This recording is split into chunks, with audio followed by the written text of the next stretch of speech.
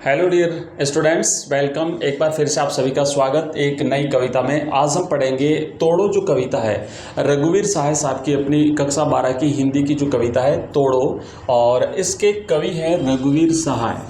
तो अपन रघुवीर सहाय साहब की ये जो रचना है रघुवीर सहाय, इस रचना का अपन करेंगे भावार्थ पढ़ेंगे, इसकी कंप्लीट व्याख्या और इसके कठिन जो शब्दार्थ हैं वो भी अपन पढ़ेंगे। आइए करते हैं शुरू। तो ये जो रचना है तोड़ो, इसको अपन पहले पढ़ लेते हैं और उसके बाद कठिन शब्दार्थ देखते हैं, फिर इसकी व्याख्या देखते हैं। क्या लिखा है कि तोड़ो तोड़ो तोड़ो ये पत्थर ये चट्टाने, ये झूठे बंधन टूटे तो धरती को हम जाने। आगे लिखते हैं कि सुनते हैं मिट्टी में रस है, जिससे उगती दूब है, अपने मन के मैदानों पर व्यापी कैसी ऊब है, आधे आधे गाने। तो बच्चों, ये जो कविता है इसमें कवि बात कर रहा है, तोड़ने की बात कर रहा है। बता दूं थोड़ा सा इसका बैकग्राउंड कि कवि जो है ना, ये कवि यहाँ पे ये बताना चाहते हैं कि जो हमारा मन है, ये हमारे मन पे कई बार जो ऊब है, ऊब यानी जो खीज है, अनउपजाऊपन होता है, वो छा जाता है। मन में कोई क्रिएटिविटी नहीं आती, मन में सृजनशीलता खत्म हो जाती है। तो मन में सृजनशीलता पैदा करने के लिए, मन में कविताएं रचने का जो भाव होता है उसे पैदा करने के लिए हमारे मन के जो हमारे मन के ऊपर जो आवरण है, जो बंधन है और जो रूढ़ियां हैं, उसको हमें तोड़ना पड़ता है। तो कवि एक खेत का उदाहरण देकर के कहता है कि जिस तरीके से जो बंजर भूमि होती है उसे हमें उपजाऊ बनाने के लिए उन चट्टानों को तोड़ना पड़ता है, उसमें हल जोतना पड़ता है, उस भूमि को हमें खोदना पड़ता है, उसी तरीके से हमें जो है अपने मन को भी तैयार करना पड़ता है। तो देखो क्या कहते हैं कि तोड़ो तोड़ो तोड़ो ये पत्थर ये चट्टान है। कवि कहता है कि किसी भी खेत को, किसी भी अनुपजाऊ भूमि को तैयार करने के लिए उस भूमि पर जो पत्थर हैं और साथ ही साथ उस भूमि पर जो चट्टानें हैं, उन पत्थर और उन चट्टानों को हमें तोड़ना है। उन पत्थर और चट्टानों को तोड़ करके हमें उस भूमि को उपजाऊ बनाना है। ये बंधन, ये झूठे बंधन टूटे। तो जब हम भूमि को उपजाऊ बनाते हैं, उसी तरीके से हमारा जो मन है, इस मन को भी उपजाऊ बनाना है। कैसे उपजाऊ बनाना है कि इस मन में सृजनशीलता का विकास करना है। तो उसके लिए क्या करना है कि हमारे जो रूढ़ियां हैं, जो बंधन है, जो रुकावट है ना, रुकावट और जो बंधन है, बंधन, उन बंधनों को हमें तोड़ना पड़ेगा, उन रुकावटों को हमें तोड़ना पड़ेगा। तो धरती को हम जाने, सुनते हैं मिट्टी में रस है, जिससे उगती दूब है। कवि कह रहा है कि ये जो भूमि होती है ना, जमीन जो होती है, उसे जब हम खोद करके तैयार करते हैं और उसके बाद इसमें जब पानी इसमें मिलाते हैं, तो उस मिट्टी से दूब, घास, दूब का मतलब होता है घास, है ना, दूब का मतलब होता है घास, और यहाँ पर दूब से तात्पर्य घास या फिर पैदावार या फिर अनाज उत्पन्न होता है। तो जब हम बीज डालते हैं तो वो बीज पैदा होता है, वो बीज उगता है।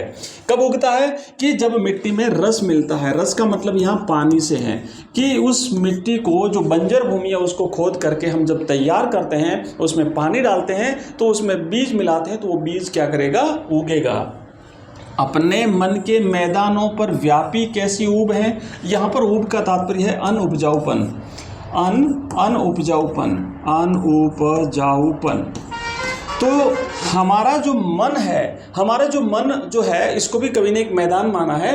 तो हमारा जो मन है, इस मन पर भी जो अनउपजाऊपन पैदा हो गया है, उसे हमें हटाना है। और हमें कैसे हटाना है कि जो बंधन रूपी जो आवरण हमारे ऊपर हैं, उन्हें हमें हटाना है और मन को सृजनशील बनाना है, ताकि आधे आधे गाने मतलब हम कविता की रचना कर सकें, हमारे मन में नए विचार आ सकें, हमारा मन सृजनशील हो सके, हमारे मन में नए नए भाव आ सके।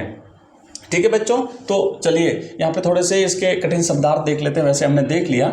यहाँ पे लिखा हुआ है कि चट्टाने, चट्टाने का मतलब होता है कठोर जो पत्थर हैं। किसी भी अनउपजाऊ भूमि पर जो कठोर पत्थर हैं, उन कठोर पत्थरों को तोड़ना है, चट्टानों को तोड़ना है। बंधन का मतलब होता है रुकावट, बंधन का मतलब होता है रूढ़ियाँ, है ना, रूढ़िवादी जो परंपराएं हैं, रूढ़ियाँ जो है। इसके बाद धरती का मतलब होता है भूमि का उपजाऊपन, और रस का मतलब होता है जल, दूब का मतलब होता है हरी हरी घास। इसके बाद यहाँ पे लिखा व्यापी का मतलब होता है फैली हुई होना और ऊब का मतलब होता है मन की बेचैनी। आइए बच्चों पढ़ते हैं दूसरे पैराग्राफ की तरफ। और दूसरा जो इसका जो पद है वो है कि तोड़ो तोड़ो तोड़ो। एक बार फिर से कवि जो कह रहा है कि इस जमीन को उपजाऊ बनाने के लिए हमें तोड़ना है, ये ऊसर बंजर तोड़ो।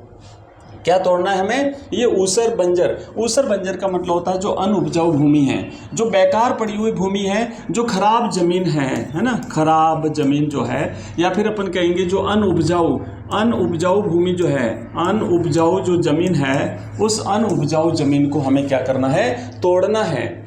वो तोड़ना है ताकि हम उसे उपजाऊ कर सकें। हमें उस परती हुई जमीन को खोदना है। आगे क्या कहता है कि ये चरती परती तोड़ो। चरती का मतलब होता है जो चरागाह की जो भूमि है ना, चरागाह की जो भूमि है जहाँ पे पशु चरते हैं, वो खाली चरने के काम आती है, उस पर अनाज पैदा नहीं किया जाता। और परती का मतलब होता है जो भूमि जहाँ पे खेती बाड़ी नहीं की जाती, जो पड़त भूमि है, उस पड़त भूमि को भी हमें खेत बनाना है, उसको भी हमें उपजाऊ बनाना है ताकि उस पर भी हम क्या करें, उस पर भी हम अनाज उत्पादन कर सकें, अनाज उगा सकें।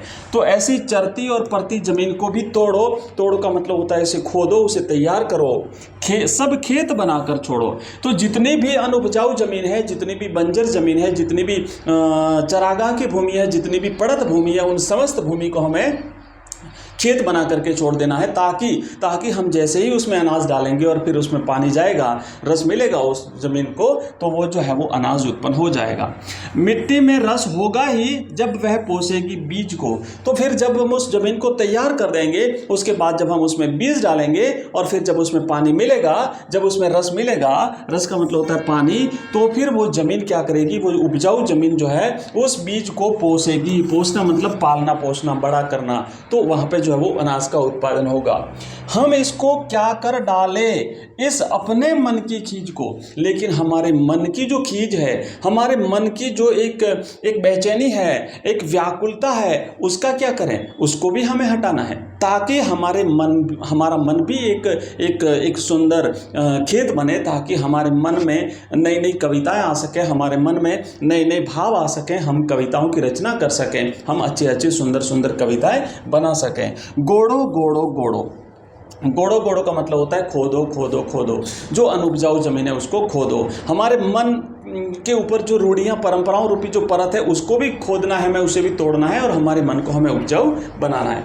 बच्चों देखो यहाँ पे कुछ चीज़ें हैं कि जैसे मान लीजिए आया है तोड़ो तोड़ो तोड़ो, तो प्रश्न यहाँ से ये बन सकता है, यहाँ से ये प्रश्न बन सकता है कि भाई जो तोड़ो है ना, तो इसमें अलंकार कौन सा है, ये पूछा जा सकता है कि इसमें अलंकार कौन सा है। ठीक है, अलंकार कौन सा है? तो बच्चों आप बता सकते हैं, बताइए मुझे कौन सा अलंकार है इसमें। तोड़ो तोड़ो तोड़ो। और इसी तरीके से यहाँ पे देखो गोड़ो गोड़ो गोड़ो, तो यहाँ पर भी सेम अलंकार है। तो यहाँ पे अलंकार बताना है कौन सा अलंकार है। तो बच्चों यहाँ पे अलंकार रहेगा पुनरुक्ति प्रकाश अलंकार।